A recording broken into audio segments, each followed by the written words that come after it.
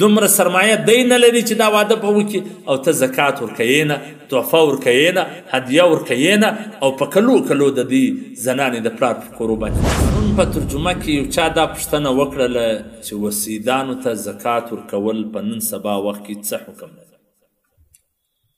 ګورې عزتمنو، په دې مسله تاسې ځان پوه کړئ چې څومره انسانان دي، څومره قومونه دي، په دې ټولو قومونو کې معزز قوم، محترم قوم، مکرم قوم چې دي هغه سیدان. پیغمبر علیه الصلاة والسلام دا وفرمایله چې زه او زما اهل دا دي زکات نه اخلي. ولی دا زکات دی دا د مال خیره ده. نو آیا بیا به دا غریبان څه کوي؟ دا د سیدانو غریبان به څه کوي؟ په هغه وخت کې دا سوچ پیغمبر علیه الصلاة والسلام د دې دپاره په مال غنیمت کې حصه مقرره کړه. حکومت و دې ته وظیفه ورکوله، و دې ته پیسې ورکولې. د دې غریبانو ته پر ځای د زکات د حکومت د طرفه څه مال ورکول کېدی، صفا مال چې هغه د زکات نو. لیکن د وخت د تیرېدو سره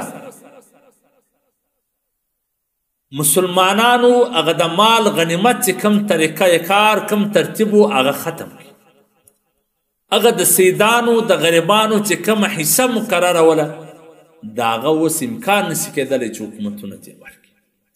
نو آیا دغه د مسکینان د سیدانو دا به اوس څه چل کړي؟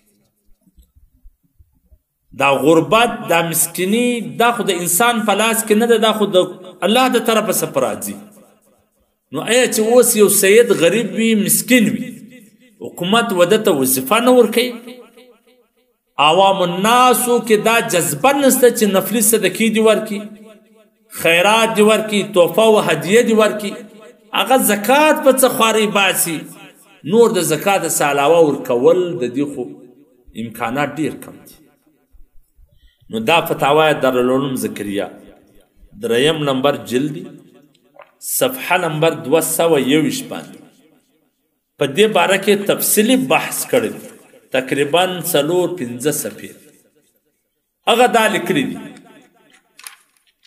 چې په اوس زمانه کې چې د سیدانو غریبان چې څوک زکات نه ورکوي و فقر او سوال ته مجبوره، او نبی علیه الصلاة والسلام چې دی د زکات اخیستلو څخه منع کړي چې دی مکرم خلک دي، عزتمن خلک دي، دا زکات چې دی دا د مال خیره ده. نو آیا چې اوس یو سید د کور چلولو دپاره د مجبوري د لاسه و سوال او فقر ته مجبوره وي، نو دا خو در زکات ډیر توهین دی، دا در زکات ډیره بېعزتي ده، دا د زکات ډیره ناقدري ده. نو آیا په داسې اوقاتو کې په نن سبا زمانه کې و سیدانو ته زکات ورکول، د سیدانو و غریبانو ته زکات ورکول او د دې دپاره زکات اخیستل بالکل جایز دي؟ اوس دا فتاوی دارالعلوم ذکریه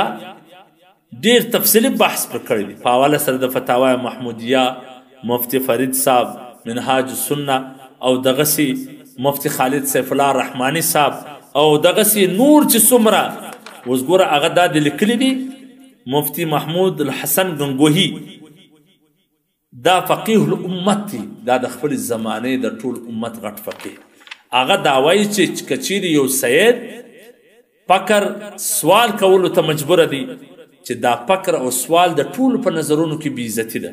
د ټولو په نظرونو کې ضلالت دی. نو د دې فقر او د سوال پر ځای د دې زکات واخلي او دته دې زکات ورکول سي. دغسې مفتی خالد سیف الله رحمانی صاحب هغه په اوس زمانه کې چې ته زکات نه ورکوې نو دوی غریبان به څه کړي؟ سوال به کړي، فقر به کړي. در هغه نو چې دوی زکات واخلي او زکات ورکول سي دا ډېره بهتر. دغسې مفتی فرید صاحب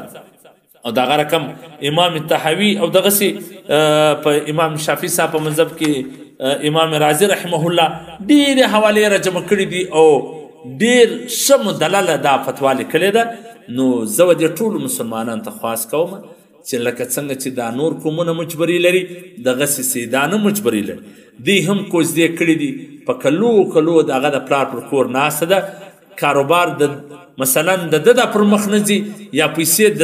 د نه دي ګټلي دومره سرمایه دی نه لري چې دا واده به وکړي او ته زکات ورکوې نه تحفه ورکوې نه هدیه ورکوې نه او په کلو کلو د دې زنانې د پلار په کورو باندې ناست دا څومره د افسوس خبره ده چې دا دومره معزز قوم دا دومره عزتمن قوم چې نن سبا داسې سو چې په کلو کلو د دې زنانې د پلارو په کورو ناست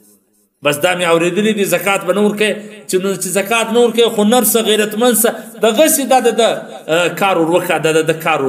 ورسم نو زه به دې ټولو مسلمانانو ته دا خواست کوم چې دا حواله ده دا کتابونه دي دا رقم په سوو کتابو لیکلي دي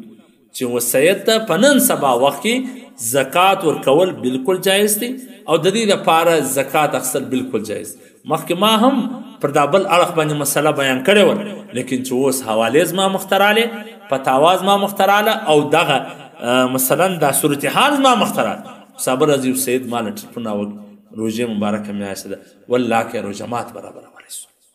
هغه روژمات نسی برابرولی هغه روژه په تور چاو ماتوي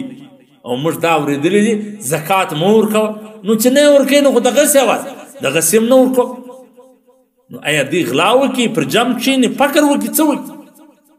نو لهذا وټولو ته دا خواست کوم چې د دوی ضروریات یې ورپوره کړي اول دې دغسې پیسې ورکړي که دغسې نشي ورکولی نو زکات یې وله ورکړي د دوی ولورونه که پر دوی پاته دي په زکات یې ور ادا کړي او دغسې که نور دغسې پورونه پر باندې دي په زکات یې ور ادا کړي لکه څنګه چې ستا قوم مجبري لري دغسې دوی هم مجبري لري هغه جذبه چې کم د نبي علیه اسلام په زمانه کې د سیدانو سره وله یا د صحابه کرامو په زمانه کې وله هغه جذبه نن د مسلمانانو د زړونو څخه وتلې نو لهذا زموږ ټولې فتاواوې دا وایي چې پر ځای د سوال پر ځای د فکر پر ځای د ځان د تکلیفونو تېرولو دا ډېره اهون ده دا ډېره غوره ده او دا ډېره ښه ده چې دوی ته زکات ورکړي او دوی دې زکات واخلي